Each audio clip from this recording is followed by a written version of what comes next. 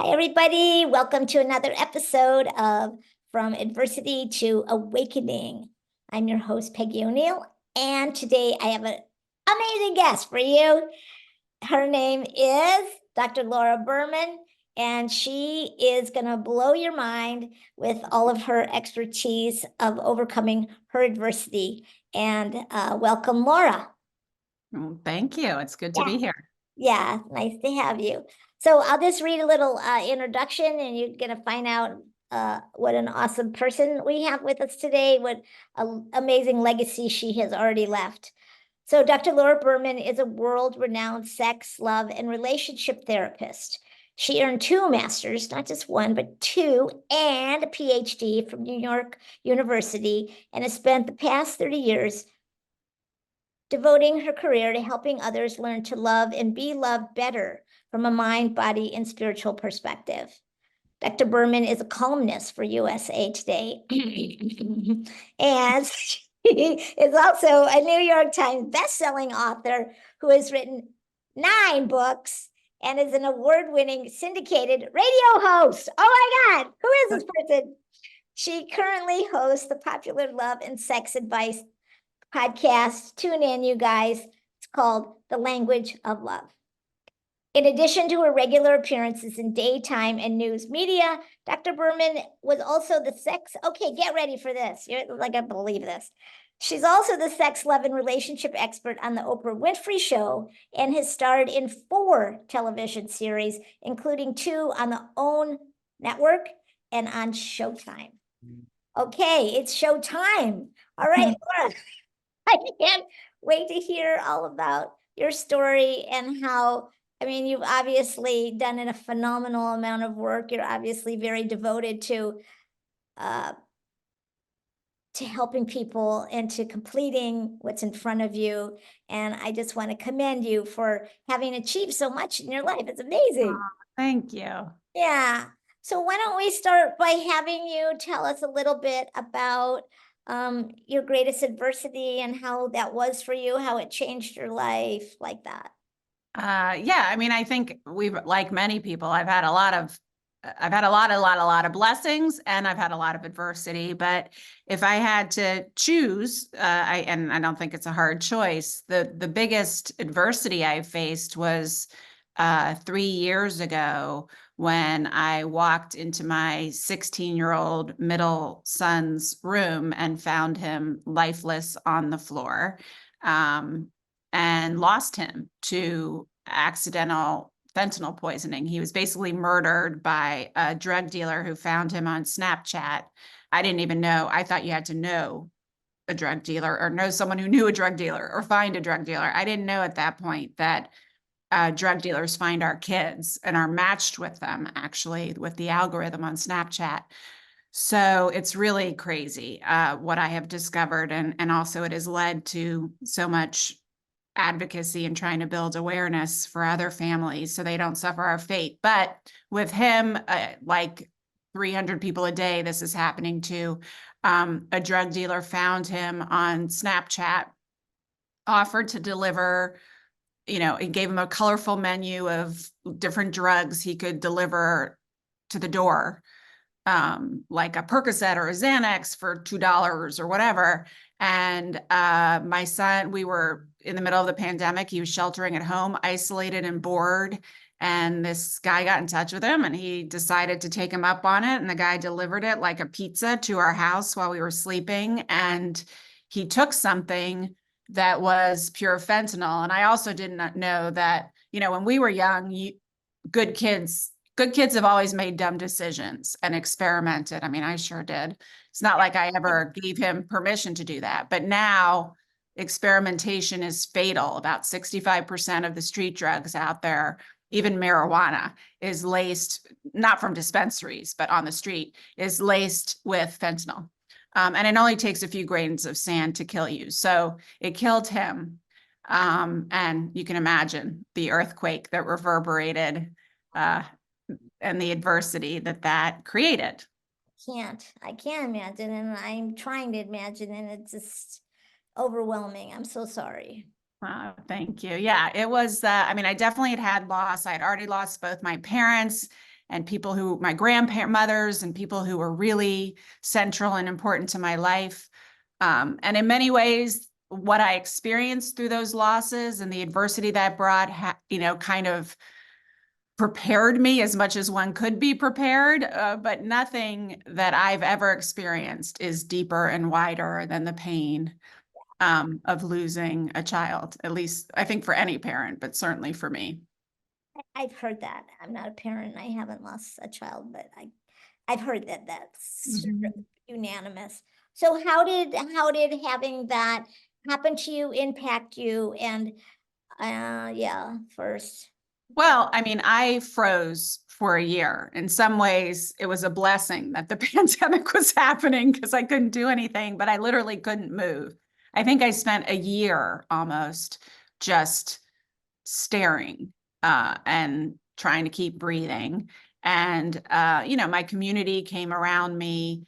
I just really worked my healing. I worked, I was committed. I had a metaphysical experience right after his death, where I was sitting on the beach. It was only a few days after he died. And I always, the beach is one of my key healing places. So I immediately went there just to I literally didn't know how to breathe anymore. Yeah, And your so I was brain just, your brain shut down. yeah, completely. And so I was just trying to just breathe, and I was rocking back and forth, and a voice, I'm someone who's for decades, I kind of had my reawakening, I would say in 2015. I was very awake as a kid. And then from all sorts of reasons in my family system, I shut it down and then had a reawakening in my, about 15 years prior. So by the time this happened, I had opened a lot of channels and I certainly knew things. I sometimes saw movies of things. I could feel things, but I wasn't someone who was what they call clairaudient, where you hear things.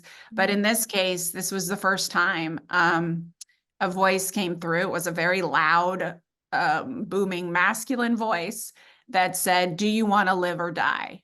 And I immediately knew what that question meant, because about 10 years prior, my mother had died quite quickly. She went on a downward turn with metastasized cancer. Mhm. And that was my deepest, widest loss before Sammy. And I was actually filming a series for OWN. I was launching my television show. I was unbelievably busy, and I had to keep it together. So I just squelched it. I just kind of bypassed it. And I would connect with my grief from time to time, but I learned, in order to function with this opportunity I was being given, to compartmentalize it and not deal with it and not feel the pain, because I had no time. I had hair and makeup. I was on camera. It's not like I could lose my shit. Right, So, exactly. and we were in a really rigorous, 12-hour a day, almost 7 days a week filming schedule. Wow. So within a year of my mother dying, I was in my early 40s with no no BRCA, no genetic predisposition, very healthy, yoga, vegetarian, blah, blah, blah. And I discovered I had breast cancer in the same breast she had breast cancer in. And it was a very aggressive kind. It had shown up in less than a year. The year before, I'd had a clear mammogram, and all of a sudden I finally got around to doing it again, because you're supposed to do it every year after 40. So I think I just turned 40. Anyway, I had to go through the full Monty: mastectomy, chemotherapy, everything. Not radiation, but chemo and Herceptin, and a mastectomy on the left side. And so I had to stop my life. And I learned very quickly, and I knew right away that this was my body reacting to not feeling and releasing what needed to be felt. Pushing down the feelings and saying, Yes. I can't feel this. I have to function. I can't feel that. No time No to think, time. just time to go, just time to go, just time to perform, just time to show that I'm okay. I'm so Mhm. sorry. Oh my God. Well, it was an unbelievable, I mean, it was hard, but it was Like, an this is unbelievable life. blessing. It was an unbelievable blessing. Yeah, and I think this is a great point for all people dealing with adversity to show the truth in the fact that nature brings you one, like nature will present with you one challenge, and if you like just swipe it off the table, the next one comes harder and Bigger. more disruptive. And if you Yeah. swipe that one, and now you're having the voice tell you, do you want to live? And Right. And I knew, and I say the same thing, like, first a universal tap at the door, you don't listen, they knock, then they pound, then they're like, fuck you, blowing the whole house down. exactly. Now that's it. So when the voice said, do you want to live or die? I knew what that question meant. Not that it wasn't even a possibility to kill myself. That didn't enter my consciousness. Because that isn't an orientation for me. And I have 2 other kids and a husband and a beautiful life in many ways. But so even though I didn't know how to take my next breath, I said, no, I want to live. I said out loud, yeah, I want to live. And then I felt this flush of just, it's almost impossible to describe how intense and profound it was, but it was this profound physical awareness of what an insane miracle it is to even be in these bodies, to have this life, to be here, having this experience that my soul, all our souls signed up for. And I didn't just understand it, which I'd already understood, but I felt it in such a profound way, just like a rush of the deepest, widest grace of that truth. And so I said again, yeah, I get it. I want to live. And then the voice said, okay, well, if you want to live, you need to leave everything and everyone and go away somewhere right now. You can't wait, and go away and go all the way into your pain, which was the freaking last thing I wanted to do. Plus, I couldn't even imagine going home to my Like, poor I'm on husband. the Ojo. I gotta go, baby. Yeah, well, at be a this point, star. yeah, I mean, and at this point, it was the middle of a pandemic, and the Oprah has been, dark for many years now, and I've moved on to other things, and I'm my own boss, and so it wasn't even so much about work; it was my family. Like I couldn't imagine, and also I didn't want to. I couldn't even breathe. The last thing I wanted to do was go all the way into it. And so when a voice tells you you're going to die if you don't do this, at least I listened to it. So I went home and I told my husband, listen, I need to leave, for at least a week or I'm going to die. Good. I bet he listened then. He did. I mean, I think either he was, Said I got you.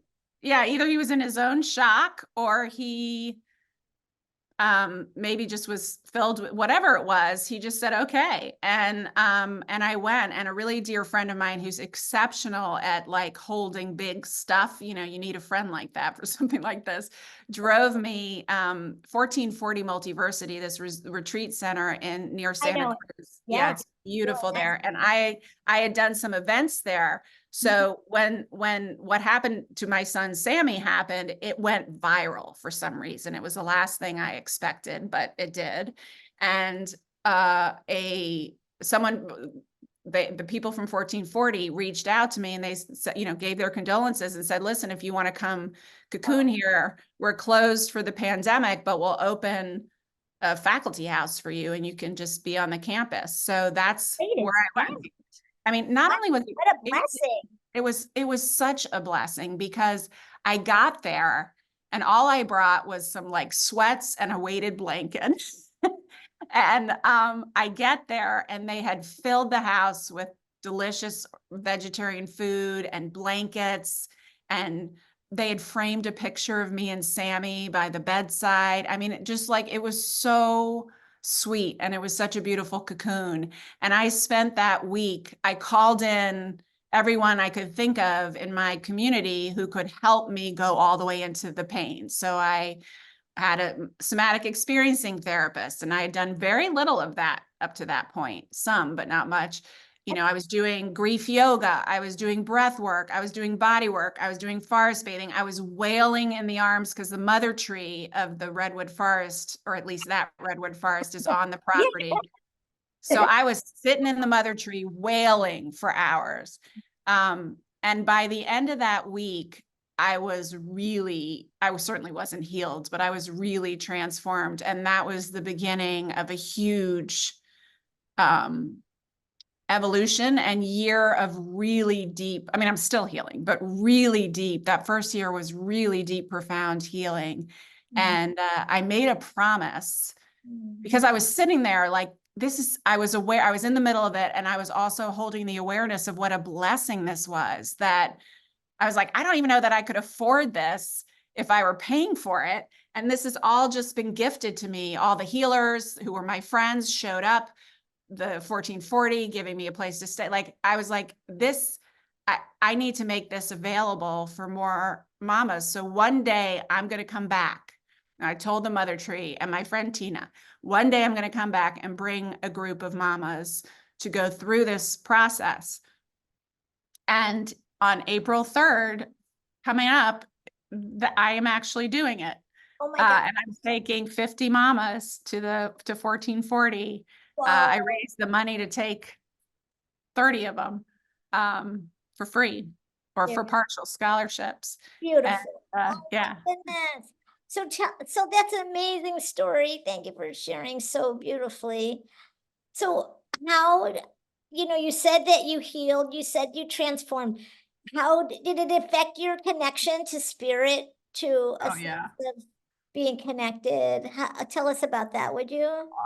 Yeah, I mean, the pain, what I didn't understand is that until I started really going through the healing and committing to that, is that when something this deep and wide happens to you, and it's different for everyone. It doesn't have to be the death of a child, but something big, it's an invitation to, it's like, the only way I can describe it is that a portal opens. And if you are willing to go into the portal, it will be painful and it will be intense, but it will burn away everything that's in the way of your truest, most authentic self, and therefore your truest, most authentic connection to spirit. So what I found is that the first surprise to me was every time I had a huge release somatically, a huge, deep guttural going all the way to the bottom of the pain in that moment. Not only did it only take about 10 to 15 minutes to really go in and feel it, not like analyzing it and thinking, but just let my body lead. Yep, I know this process. I take people through. I've been there a zillion times. Well, this is the part I didn't know, is that after that, your vibration rises. Exactly. And then Sammy could meet me in the middle. Because when we leave our bodies, we're vibrating at such a high frequency, no human body could ever reach it. And it's really hard for them to reach us. Right. In these that's the irony, when you're in your lowest of low despair, where you need them the most, they can't reach you. But when I would have a huge release, he would come in and tell me things or say things or connect. And so at first I just listened, and I didn't really even, I remember asking one of my, more mystic teachers, I was like, is he, I had to be reminded that there's no time on the other side, because I was feeling guilty thinking he's sitting there tapping his foot, waiting for me to communicate back. But I just really couldn't. I was still in so much pain, and also really angry at him for being such a dumbass and making that fatal mistake. And I needed to work through that. I just didn't want to have a conversation yet. And I was feeling guilty about that. But of course he's not, there is no time, and there's no, it wasn't an issue. But I am now, I would say about a year and a half after his death, I started to have more two-way connection with him and more two-way connection with spirit. I had, for many years, communicated with spirit just by getting downloads or messages, or by sending messages, and prayers there, but I didn't really have a conversation. And so as I started having a conversation slowly with Sammy, that I'm still unwrapping, because I'm learning I have to learn how to have a conversation, not with the Sammy I knew in this life. Yes.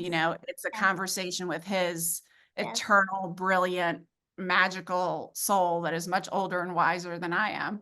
So I'm learning how to access that part of him and have a two-way conversation. But as I've been doing that more and more, it also has allowed me to have more of a two-way conversation with God, or holy oneness, as I call her. Beautiful. And how is the conversation with Holy Oneness changing your day-to-day experience, Laura? I only, starting about the time I started that connection more in earnest, I got the very clear message that I was supposed to make this major change, where basically I was only going to say yes to things that my body had a full body yes to. Right.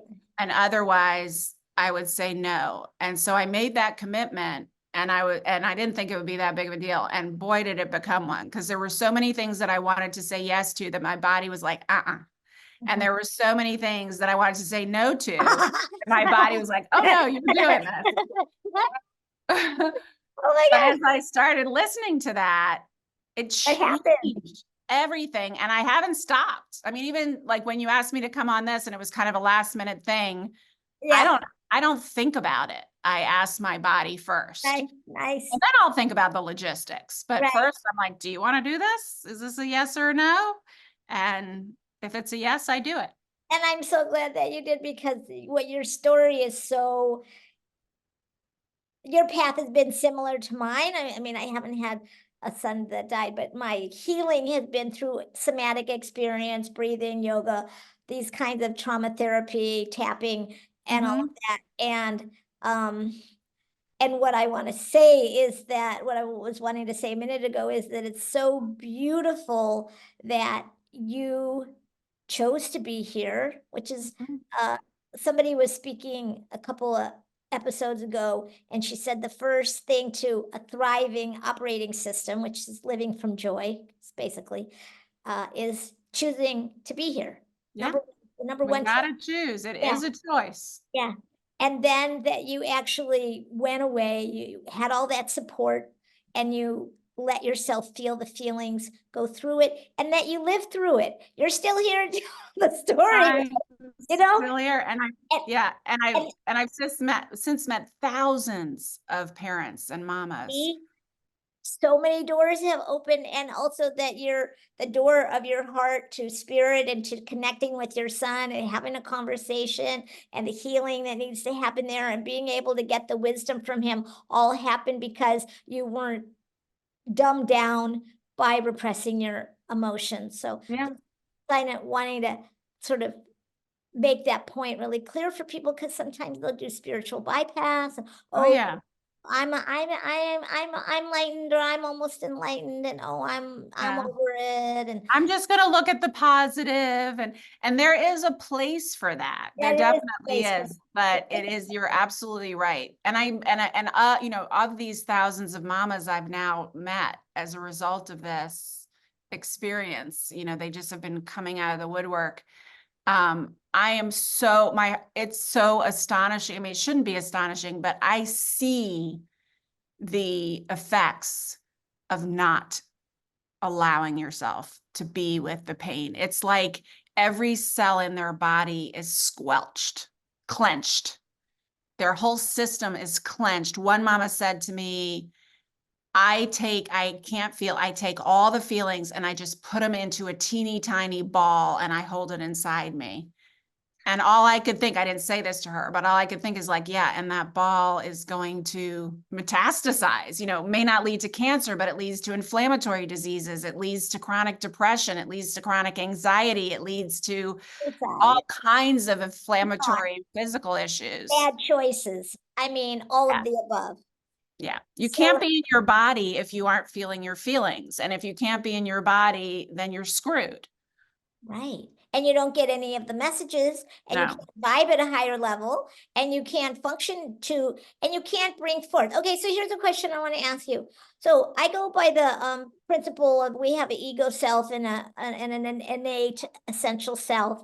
How would Mhm. you say that your the healing and from all of this um working the program, doing the healing, doing the feeling, the breathing, all of that.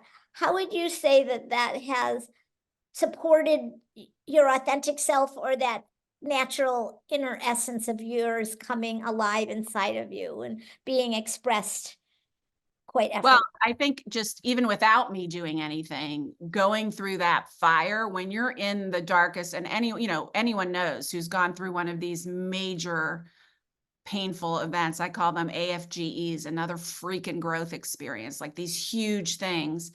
Um, Part of its purpose and part of what it does is it shatters your ego, at least for a while, right?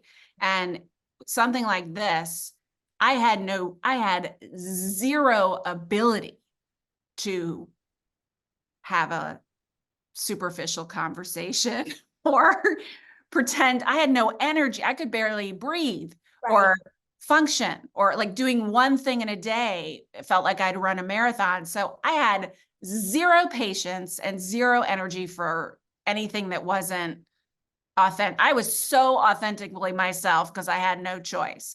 And Yeah. as a recovering codependent, and I wasn't even worried about it because I had no choice. I was in survival mode. But what I quickly discovered is that the sky didn't fall on, I didn't care whether the sky fell on my head, but the sky didn't fall on my head. People could actually handle and, in fact, liked more often than not and embraced my authentic self. And so, one of the remnants is that I'll be at a cocktail party or some event for my husband's business with a whole bunch of people, and I start having a conversation. I'm like, listen, I'm really sorry, but I can't do small talk. Like, I don't know how. So do you want to talk about something real? You know? And they're kind of like, but like, I just can't. So there's a freedom in that. And it's also an access point, because when you are living according to your body's truth and even your cognitive and emotional truth, they're all interconnected. And the more you live in your truth, the more truth you attract. And there have definitely been friends and even loved ones that I've just kind of gently let go, not because they hated my authentic self, but they couldn't really hang with it, or they couldn't even really hang with my pain when I was going through it. And no hard feelings, but like, life is short, and this life is a profound gift that I'm not going to waste. So Exactly. I don't have time for anything that isn't authentic. Yeah, so it sounds like you not only found like have more expression of it, but also that you're showing up and having authenticity in your relationships and making boundaries and all that kind of thing. And I have gone through very similar process with, small talk and letting go of Mhm. certain friends or lessening my amount of interaction with certain people where that's really all where they can relate, or they Yeah. are they themselves are in a lot of survival stuff, which is difficult also. Yeah. So, Yeah. wow, it's been so amazing. So, are there any tips that you can give our listeners on how, I mean, you've pretty much spelled out the process, but Yeah. maybe is there anything additional that you want to say about how people, what might be able to help them to not only overcome the adversity, but to have that deeper appreciation in life, which is what I call a greater spiritual connection. I mean, lots of Yeah. I ways it mean, shows up, right? Lots of ways. yeah. And I think it's really about making that choice first and foremost that we talked about, not only to live, but to live fully and to be willing, because the majority of us aren't even in our bodies. I certainly wasn't. I was in my intellect, and I also had a story that like the spirit was beyond my physical form. So I needed to be up there in meditation or whatever. And I didn't realize that the more and more and more I could be in my body, that's my receiving station, the more and more access I could get. So I would say, come back to your body. And when you do, the reason you haven't come back, you will have to feel what wants to be felt, what you have been avoiding feeling. and sometimes facing by staying out of your body and disassociating from it. So be brave, be Be courageous. brave, be courageous, totally. Yeah. And be willing, because you won't be sorry. And do it with support. I mean, I don't think anyone can do this alone. But do it, find a good somatic experiencing person to start at the very least. That would be me. Yeah, there you go. I'm really good at that. I've been through so much and I've, educated and practiced and yeah. So what was I, about that point, I was gonna say, the thing when you came in your body, when you had the mystical experience and you woke up to how much you had taken for granted about your life, and you actually, like, the veil got pulled back, that you could see how precious it is to have a human body, to be able to feel the feelings, and that's what we're here to do, of course, enjoy, but we can also enjoy our heartbreaking and shattering. I mean, Absolutely. it's a learning experience. It's like another spice of life, and it's Yeah. not so pleasant, but what it ends up opening for you, these portals, these doorways, these pathways, and the opportunities that come because you're willing Yeah. to be in the truth of what you're experiencing. Yeah, absolutely. It's not only a way to be further, it is a way to be further in the truth. All of that is true. And it is the path to freedom. And I also have found absolutely 100% that the deeper you're willing to go into the truth of your pain, I'm not saying fabricating pain or going into some Right. self-pitying thing that isn't authentic, but the deeper you can go into your authentic pain, the higher the levels of joy your body can hold. Yeah. All of these emotions come out the same channels. So if you aren't keeping them flowing Yeah. fully, so the Yeah. more pain you're willing to feel, the more joy you will feel. So do It's the you, same I have thing. this experience a lot. I wonder if you do, or I'll be at a concert, I'll be eating good food, I'll be with some friends, and I'll be just like at ATL when we were leaving. Yeah. I was like so blissed out. I have so much Yeah. bliss going through my veins, I can hardly stand it. And Yeah. I'm looking around and everybody's just like mildly smiling or, Yeah. like, don't you find, right? Yeah. And my heart goes out, because that to them is the most joy they're capable of. So, and they're like, wow, I'm experiencing tremendous joy. So in their reality, that's a huge level of joy, but they don't realize that there's even more abundance of joy available to you, that, And like the and blissed out kind of joy. it's so quantity and quality. Yes, yes, for So, sure. one last question before we'll wrap up is, how did the healing, because you're a sex, intimacy, and relationship, love and relationship expert, how did it, if you feel open to talking about this, how did it impact your relationship with your spouse? Oh, well, it's been interesting. For me, because I have a lot of stories about what serves and what doesn't serve with the healing, and I quickly, I worked with a lot of grief educators and healers who were helping me discover these truths. So I can't take credit for discovering this on my own, but I committed to letting him grieve without any judgment exactly how he needed to and wanted to. And he has grieved in a completely different way that makes no sense to me, Right? but I can see it makes tremendous sense to him. Yes. And he said to me not long after Sammy died, he was like, we've been together 21 years, married 21 years. And he said, I know this kind of thing breaks up, many couples don't make it through this kind of loss, which is true, but we're going to make it. And I said, yeah, I think we are, but you need to understand. And I knew it then. And this was before, like, as I was getting ready to leave for 1440, I said, you need to understand that I already know every cell in my body will be different on the other side of this. I am not going to be the same person.